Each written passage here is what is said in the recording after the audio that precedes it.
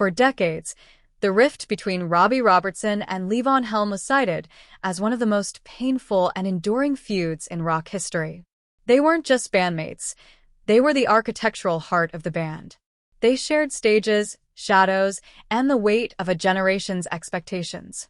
But by the time the final curtain fell on the Last Waltz in 1976, the brotherhood had shattered. Before his passing in August 2023, Robbie Robertson finally spoke about the silence, the resentment, and the truth behind the fallout.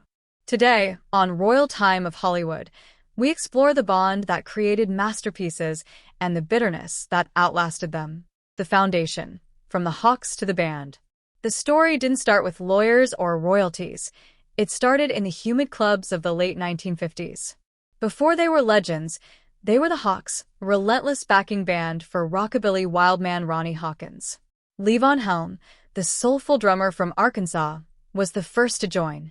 Robbie Robertson, a guitar prodigy from Toronto, followed soon after. Under Hawkins' strict tutelage, they became the tightest unit in music. Eventually, they were joined by Rick Danko, Richard Manuel, and the classically trained Garth Hudson. By 1965, they caught the eye of Bob Dylan. They backed him during his controversial, electric transition, enduring the boos of folk purists across the globe. This era forged them in fire, but it also saw the first fracture. Levon Helm, exhausted by the hostility of the crowds, walked away from the tour to work on an oil rig. Though he eventually returned to help record the legendary Basement tapes, a precedent for departure had been set. Rise and Rot. In 1968, they released music from Big Pink.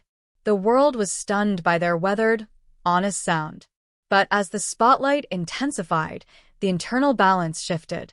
Robbie Robertson began to emerge as the primary songwriter and director. To Robbie, this was a matter of survival. Others in the group were spiraling into heroin and alcohol addiction. To Levon, it felt like a power grab. The music fed the friendship, and the friendship fed the music, Robertson later reflected. But it was fragile. As the 70s progressed, the brotherhood became a business. Robbie felt he was carrying the creative weight while his brothers were fading.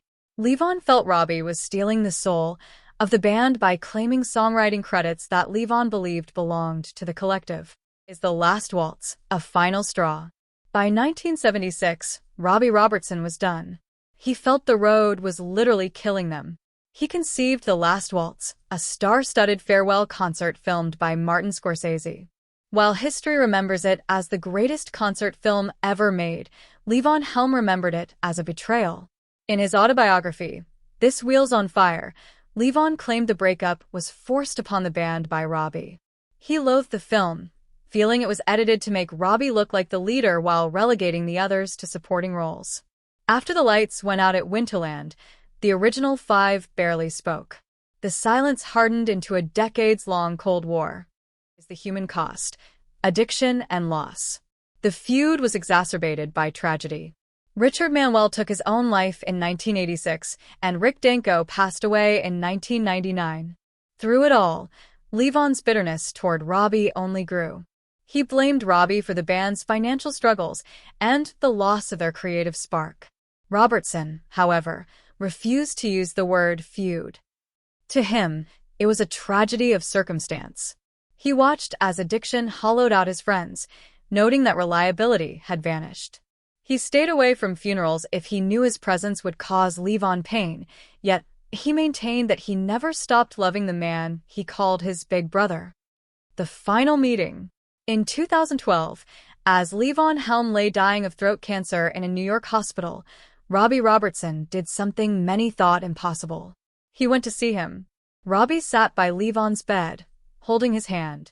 Levon was unconscious, but Robbie spoke to him about the beautiful times they had shared, the long drives, the cold Canadian clubs, and the magic they made at Big Pink.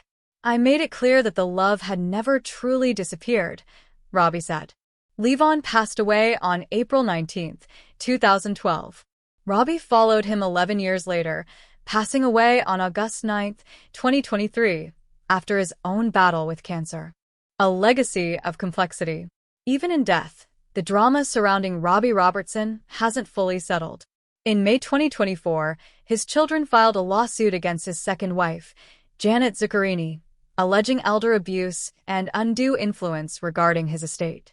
It seems that for Robbie, as with the band, the questions of control and legacy follow even after the music stops.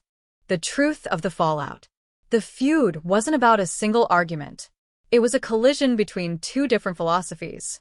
Robbie Robertson believed in structure, leadership, and knowing when to stop before you burn out. Levon Helm believed in the organic, collective spirit of a band and felt that structure was just another word for theft. Neither was entirely wrong. Neither was entirely right. They were two men who made something immortal together, but couldn't figure out how to live together once the fame became too heavy. What do you think? Was Robbie Robertson a visionary who saved the band's legacy, or was Levon Helm right to feel betrayed? Let us know in the comments below. We hope you enjoyed this look into the shadows of rock history. If you did, please like this video, subscribe to Royal Time of Hollywood, and hit the bell notification